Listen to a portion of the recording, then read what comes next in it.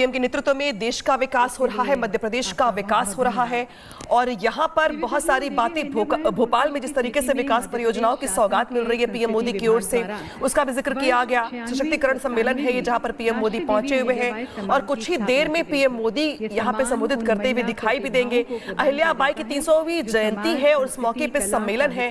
हालांकि इसके पहले पीएम मोदी ने यहाँ पर भव्य रोड शो भी किया, जहाँ पर भारी संख्या में लोगों की मौजूदगी के बीच में पीएम मोदी यहाँ पर ने लोगों का अभिवादन किया। और यहाँ पर बड़ी बात ये भी है कि ऑपरेशन सिंदूर की सफलता के बाद पीएम मोदी जहां भी जा रहे हैं भव्य रोड शो कर रहे हैं। पीएम मोदी को वहां से लोगों का अपार प्यार मिल रहा है। पहले गुजरात, इसके बाद बिहार और अब पीएम मोदी की मौजूदगी मध्य प्रदेश में है। हालांकि मध्य प्रदेश में आज कई विकास की सौगातें मिलने वाले हैं, योजनाओं की यहाँ पर सौगात मिलने वाली है, लेकिन मौका जो है वो बेहद खास है क्योंकि पीएम मोदी यहाँ पर मौजूद है अहिल्याबाई होलकर की 300 जयंती के मौके पर।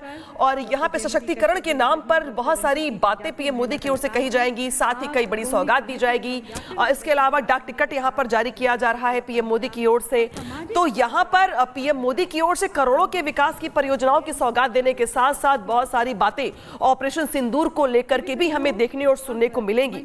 मध्य प्रदेश में पीएम मोदी की मौजूदगी है और मध्य प्रदेश जो है, हालांकि हमने देखा कि मध्य प्रदेश में विकास को लेकर भी बीते दिनों बहुत सारी बातें कही गई और ऐसा कहा जाता है कि एमपी के दिल में है मोदी, मोदी के दिल में है एमपी। इसको लेकर के मध्य प्रदेश सरकार की ओर से कैंपेन भी चलाया गया था और ऐसा राज्य जहां पर बैक टू बैक बीजेपी ने सरकार बना के हैट्रिक जो लगाई, इसके बाद सरकार की योजनाओं पर जनता ने भी अपनी मुहर लगाई। लेकिन चूंकि आज बात होगी सिंदूर के जय की, विजय की और पाकिस्तान के पराजय की और बहुत सारी बातें होंगी महिलाओं को लेकर, लेकिन पीएम मोदी की मौजूदगी इस वक्त मंच पर है और pm मोदी यहां पे डाक टिकट जारी कर रहे हैं। अहिल्याबाई होलकर की 300वीं जयंती के मौके पर योगदान से अवगत हो सकेंगे। स्क्रीन पर भी आप देख सकते हैं। और अब सचिव संस्कृति मंत्रालय श्री विवेक अग्रवाल जी को मैं पुनः आमंत्रित करती हूं। उनसे निवेदन है कि माननीय प्रधानमंत्री जी को स्मारक सिक्का विमोचन के लिए आप प्रस्तुत करें। देवी सजनों, देवी अहिल्याबाई जी की 300वीं जयंती पर यह 300 रुपये का सिक्का संस्कृति मंत्रालय भारत सरकार द्वारा जारी किया जा रहा है। इस सिक्के के मुख्य भाग पर मध्य में अशोक स्तंभ का शीर्ष है और नीचे सत्यमेव जयते लिखा है और पृष्ठ भाग के मध्य में देवी अहिल्याबाई का चित्र बना है। माननीय प्रधानमंत्री जी स्मारक टिकट और इसके साथ साथ स्मारक सिक्का का जारी करते हुए, देवी सजनों, माननीय प्रधानमंत्री जी ने हमेशा से कहा है विकसित भारत के लिए विरासत भी, विकास भी, प्रगति भी, प्रकृति भी, और इन दोनों का समावेश करते हुए मध्य प्रदेश के समग्र और सतत विकास की दिशा में आज माननीय प्रधानमंत्री जी के कर कमलों द्वारा 3 नई परियोजनाओं का लोकार्पण व शिलान्यास किया जाएगा। सबसे पहली परियोजना है अटल ग्राम सुशासन। देवी सज्जनों, माननीय बताना चाहेंगे कि प्रधानमंत्री जी आपके द्वारा 25 दिसंबर 2024 को 1153 नवीन पंचायत भवन हेतु भूमि पूजन किया गया और अब इसी कार्यक्रम को आगे बढ़ाते हुए प्रधानमंत्री जी आपसे अनुरोध है कि कृपया रिमोट का बटन दबाकर 1271 अटल ग्राम सुशासन भवनों की आप आधारशिला रखें। देवी सज्जनों, ये सुशासन भवन, इनका यहाँ पर आधारशिला रखी गई। इन भवनों की कुल लागत 483 करोड़ है। इन भवनों से ग्राम पंचायतों को न केवल एक प्रभावी कार्यस्थल मिलेगा बल्कि ये ग्राम में विकास और सुशासन की एक सशक्त आधारशिला सिद्ध होंगे। और अब देवी सज्जनों, विकास अब सिर्फ महानगरों तक सीमित नहीं रहेगा, छोटे शहर भी उड़ान भरने को तैयार हैं।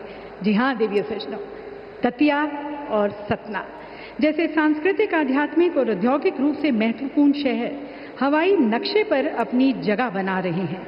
अब दिल्ली, भोपाल, इंदौर जैसे प्रमुख शहरों से वायु सेवा द्वारा सीधा जुड़ाव होगा, समय बचेगा, व्यापार बढ़ेगा। मां पीताम्बरा शक्तिपीठ जो दतिया में है और ऐतिहासिक सतना, दोनों स्थानों पर देश विदेश से श्रद्धालु और पर्यटक अधिक संख्या में पहुंच सकेंगे।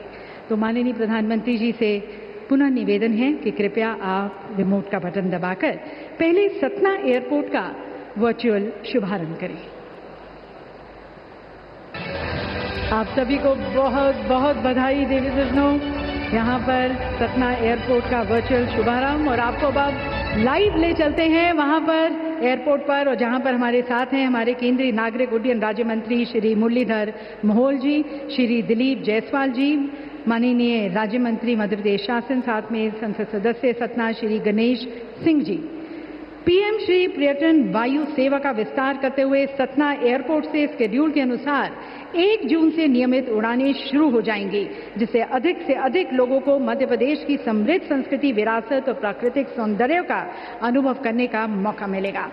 और अब माननीय प्रधानमंत्री जी से निवेदन है कि रिमोट का बटन दबाकर आप दतिया एयरपोर्ट का भी अपने कर कमलों द्वारा शुभारंभ करें।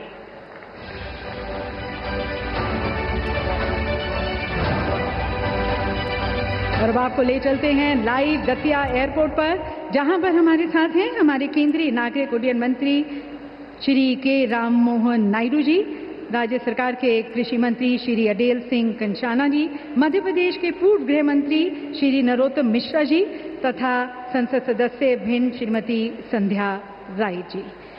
इस दतिया एयरपोर्ट के आने से दतिया को एक उभरते हुए टूरिज्म हब के रूप में पहचान मिलेगी। देवी सज्जनों, मध्य प्रदेश की आर्थिक राजधानी इंदौर अब मेट्रो की गति से आगे बढ़ेगी। आज हमारे मध्य प्रदेश को पहली मेट्रो रेल सेवा मिलने जा रही है। इसका संपूर्ण कॉरिडोर 31.32 किलोमीटर है, जिसमें 28 स्टेशन शामिल हैं और कुल लागत लगभग 7,500 करोड़ रुपए है। आज माननीय प्रधानमंत्री जी के द्वारा 1,520 करोड़ रुपए की लागत से लगभग 6 किलोमीटर के इंदौर मेट्रो सुपर प्राथमिकता कॉरिडोर, जिसमें 5 स्टेशन शामिल हैं, उसका आमजन के लिए शुभारंभ किया जाएगा। माननीय प्रधानमंत्री जी से निवेदन है कि आप अपने कर कमलों द्वारा एक बार पुनः रिमोट का बटन दबाकर इंदौर मेट्रो का प्रधानमंत्री जी लोकार्पण करें। इंदौर वासियों को देवी सज्जनों, माननीय प्रधानमंत्री जी ये सौगात देते हुए और ये मेट्रो रेल और इस विकास की गति को पकड़ते हुए इंदौर मेट्रो स्टेशन पर हमारे साथ आप देख सकते हैं स्क्रीन पर केंद्रीय शहरी विकास मंत्री श्री टोकन साहू जी, मध्य प्रदेश शासन के नगरीय आवास विकास विभाग मंत्री श्री कैलाश विजयवर्गीय जी, इंदौर के लोकसभा सांसद श्री शंकर लालवानी जी और इंदौर के मेयर श्री पुष्य मित्रा भार्गव जी हमारे साथ वहां पर।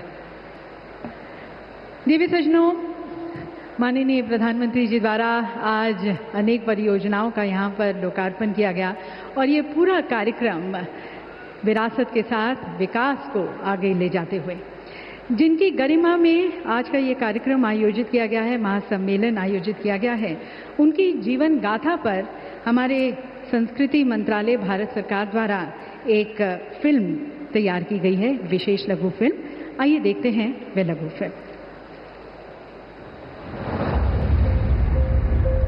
कुछ लोगों का पूरा जीवन, उनके जीवन का एक एक अध्याय इतना प्रेरक होता है, इतना शक्तिशाली होता है कि आने वाली पीढ़ियों को उससे सीख मिलती रहती है। ये प्रेरक अध्याय कहीं और नहीं बल्कि 18वीं शताब्दी के भारत में लिखा गया था।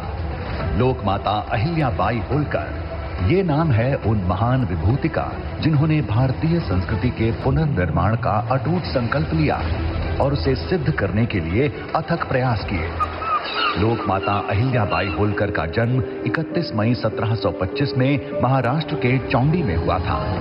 उनका विवाह छोटी उम्र में खांडेराव होलकर के साथ हुआ था, जिसके बाद उनके ससुर मल्हार राव होलकर ने उन्हें प्रशासन और सैन्य क्षेत्र में प्रशिक्षित किया।